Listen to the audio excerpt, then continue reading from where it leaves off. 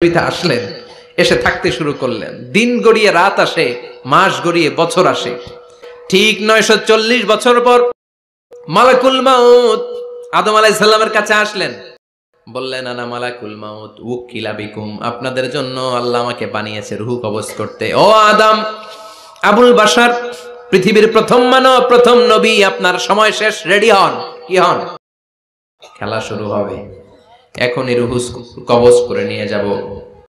সাইয়েদনা আদম বলে, এখন আসছো কেন? আমার আরো 60 বছর বাকি আছে। মালাকুল মাউত বলে, না, আপনি রূহের জগতে আল্লাহর কাছে আপনার সন্তান দাউদকে কয় বছর দিয়েছিলেন? 60 বছর। এজন্য 940 বছর আপনার জন্য লেখা। আমি এখন আপনার রূহ কবজ করতে চাই। সাইয়েদনা আদম বলে, আমি মানি না, আমি কাউরে দেই নাই। 60 বছর আমি দেই নাই, আমি আরো বাঁচব, আমি আরো বাঁচবো, 60 বছর আমি। মালাকুল মাউত আল্লাহর যে বলে আল্লাহ দেয় নাই বলে, আসলে ভুলে গেছে। আসলে আমরা অনেক সময় খাইয়াও কই খাই নাই।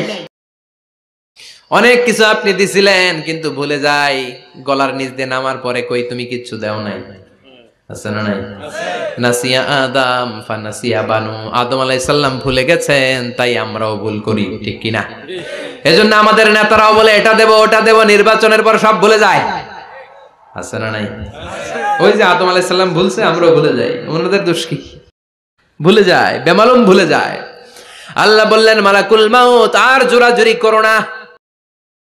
940 নয়, ঠিক 1000 বছর পরে আদমের কাছে যাবা। আমি আমার আদমের ভাগ্যে এই জিনিসটাই রেখে দিয়েছিলাম রে মালাকুল মাউত। আমি আগ থেকে এটাই রেখেছি, আমি জানতাম সে ভুলে যাবে। চিল্লা এখন সুবহানাল্লাহ।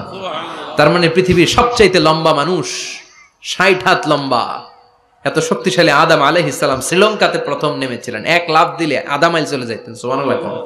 কি লম্বা মানুষ। আদম আলাইহিস সালাম চলে গেলেন, ওনার পরের নবী ইদ্রিস আলাইহিস সালাম, উনি মরে নাই।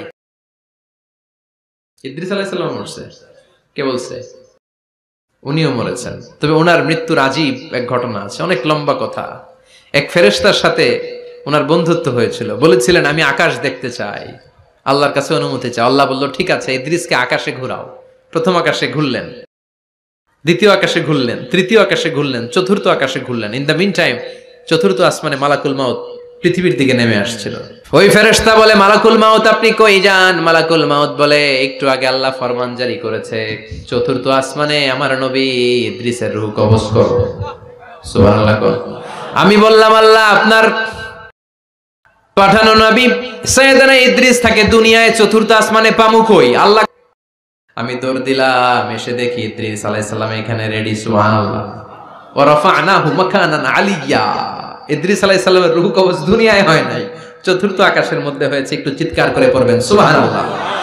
এরপরে সুলাইমান আলাইহিস সালাম, উনি তো মরে নাই, মরছে।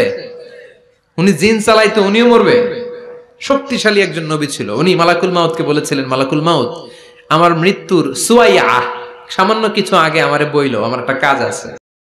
মালাকুল মাউত মৃত্যুর কিছু সময় আগে এসে বলল, সুলাইমান, সাইয়েদনা সুলাইমান জিনদেরকে ডাকলো, ও জিনেরা, বিশাল একটা প্রজেক্ট আছে, প্রজেক্টে কাজ শুরু করো। আর কিছু জিনকে বলল, চারদিকে গ্লাস ফিটিং করা একটা রুম বানাও। সাইয়েদনা সুলাইমান আলাইহিস সালাম গ্লাস ফিটিং করা রুমের ভেতরে ঢুকলেন। এই রুমে ঢুকার দরজা নাই, হাতে একটা লাঠি নিলেন। কি নিলেন? লাঠির মধ্যে ভর করে দাঁড়িয়ে রইলেন আর জিনদের দিকে তাকিয়ে রইলেন। জিনেরা এত বদমাশ ছিল, সাইয়েদনা সুলাইমান দাঁড়িয়ে না থাকলে কাজ করতো না। ছিল ফাঁকিবাজ। কি ছিল? দাঁড়ায় না থাকলে আজও লোকজন কাজ করতে চায় না, ঠিক কিনা? মালিক দাঁড়ায় থাকলে ঠিকই কাজ হয়ে যায়। সুলাইমান আলাইহিস সালাম লাঠির মধ্যে ভর দিয়ে দাঁড়িয়ে রইলেন আর বললেন, কাজ করো। জিনেরাও কাজ শুরু করলো। ওদিকে মালাকুল মাউত এসে বলে, ও সুলাইমান, সময় তো শেষ। সুলাইমান বলে, সমস্যা নাই, রূহ কবজ করো। উনি লাঠির মধ্যে ভর দিয়ে দাঁড়িয়ে রইলেন। গ্লাস ফিটিং করা রুমের ভিতরে কোরআন সাক্ষী। মালাকুল মাউত ওইভাবে লাঠিতে ভর দেওয়া অবস্থায়, দাঁড়ানো অবস্থায় সাইয়েদনা সুলাইমান আলাইহিস সালামের রূহ কবজ করে নিলেন। উনি এমন ভাবে দাঁড়িয়েছেন, রূহ চলে গেল, লাশ হয়ে দাঁড়িয়ে রইলেন। লাঠির মধ্যে দাঁড়িয়ে আছেন, জমিনের মধ্যে লুটিয়ে পড়ে নাই। সুবহানাল্লাহ। জিনগুলো দূর থেকে ভাবলো, বস তো দাঁড়ায় আছে। কে দাঁড়ায় আছে? জিনেরা মনে করছে বস দাঁড়ায় আছে, কাজ করতে হবে। করতে করতে পুরা প্রজেক্টের কাজ শেষ। ইন দ্য মিন টাইম ঝিঝি পোকা, উই পোকা যেই পোকা কাঠ খেয়ে ফেলে, এই কাঠ খাওয়ার পোকা সুলাইমান আলাইহিস সালাম লাঠির ভেতরে ঢুকে লাঠিও খেয়ে ফেলেছে। সাইয়েদনা সুলাইমান আলাইহিস সালাম ধপাস করে জমিনে পড়েছে, আর জিনেরা কয় হায় হায়, খালি খালি কাম করছে। সুলাইমান আলাইহিস সালাম বাঁচতে পারে নাই, চলে গেলেন। সালাম মরছে, উনি মরবে কেন? উনি তো খালি মারে। মরছে এক থাপ্পড়ে ফেরাউনের বাবুর্চি নাই। মুখের আগে হাত চলতে কয়েকজন, এর মধ্যে মুসা আলাইহিস সালাম আছে না নাই? মালাকুল মাউত মানুষের আকৃতিতে অনুমতি না নিয়ে ঘরের ভেতরে ঢুকে গেল। ঢুকে বলে আনা মালাকুল মাউত, আমি মৃত্যুর ফেরেশতা। তো কি চাও? জিতু আন আকবাদা রূহাক, আপনার রূহ কবজ করতে আসছি। কিন্তু মুসা আলাইহিস সালাম দেখতেছেন দিব্যি একজন মানুষ, কি দেখে? আবার সালাম দেয় নাই, অনুমতি নিয়েও ঢুকে নাই। অমিয়া মুসা আলাইহিস সালামের মেজাজ বড় গরম। উনি বললেন কি করবি? কয় আপনারে মারবো। কয় এদিকে আয়। মালাকুল মাউত মনে মনে ভাবে এতদিন সব মানুষগুলো আমারে দেখলে দিত দৌড়, আজকে মনে হয় আমারে দিতে হবে দৌড়। এক পা গায়ে দুই পা পেছায় সাহস করে সামনে গেলেন।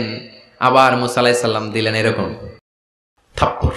ফাসাক্কাহু ফাফাকু আইনা, বুখারীর বর্ণনা, এক থাপ্পড়ে চোখ নাই।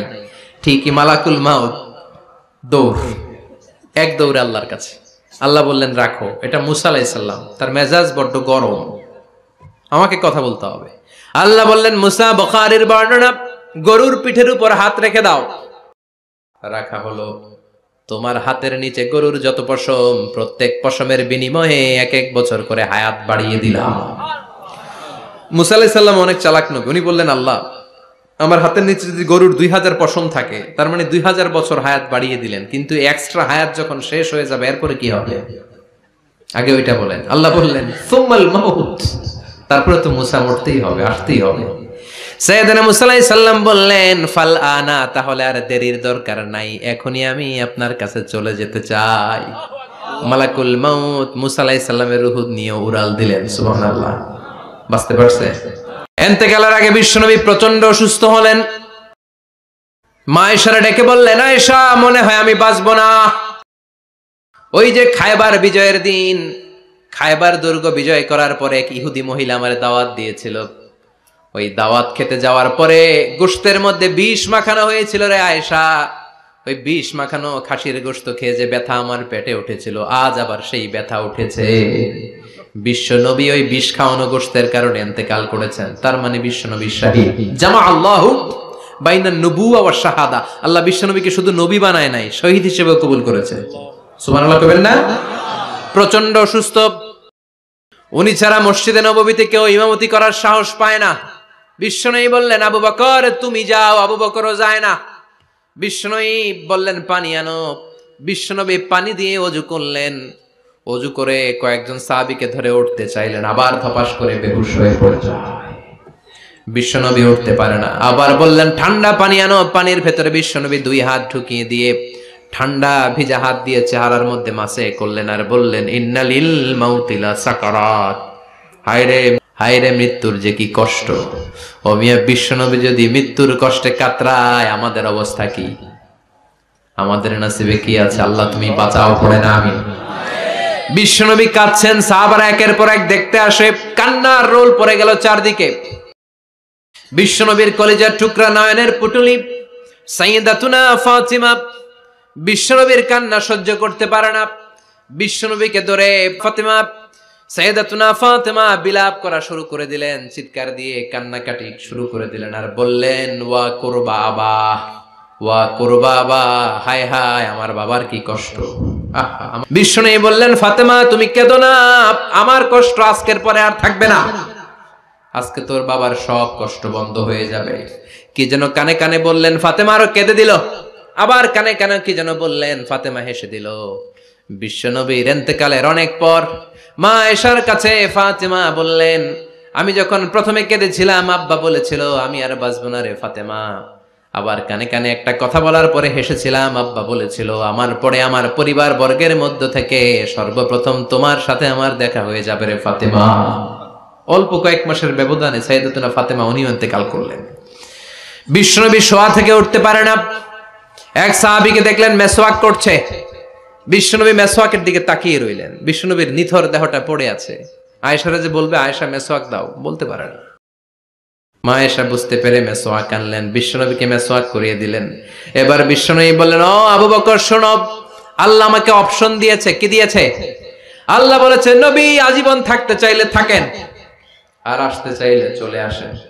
আমি থাকতে না চেয়ে আল্লাহর কাছে চলে যাওয়ার ইচ্ছা করলাম। সাইয়েদনা আবু বকর কান্না জুড়ে দিলেন। বিশ্বনবী বললেন, আসসালাত আসসালাত, ও আমার উম্মতেরা নামাজ তরক করো না। ইন্তেকালের আগে বললেন নামাজ ছেড়ে দিও না, আর বললেন ওয়ামা মালাকাত আইমানুকুম, তোমাদের অধীনস্থ কর্মচারীদের সাথে খারাপ আচরণ করো না।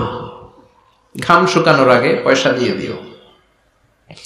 আর হাত দুটো উঁচু করে বললেন, আল্লাহুম্মা ইলার রাফিকিল আলা, ও আল্লাহ আমি আপনার কাছে যেতে চাই।